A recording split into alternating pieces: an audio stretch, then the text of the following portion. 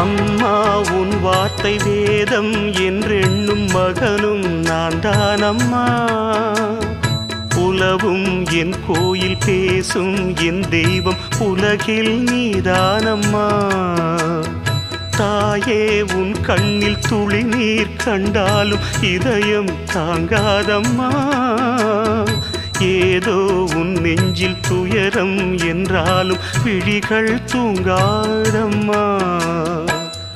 வண்ணமுகம் வாடி நிற்க பார்த்ததில்லை நானும் என்னாலும். வாடை கொஞ்சம் கூந்தலை ஆடை கொண்டு மூடிட வருத்தம் என்ன இந்நேரம். சொல்லி சொல்லி வந்ததில்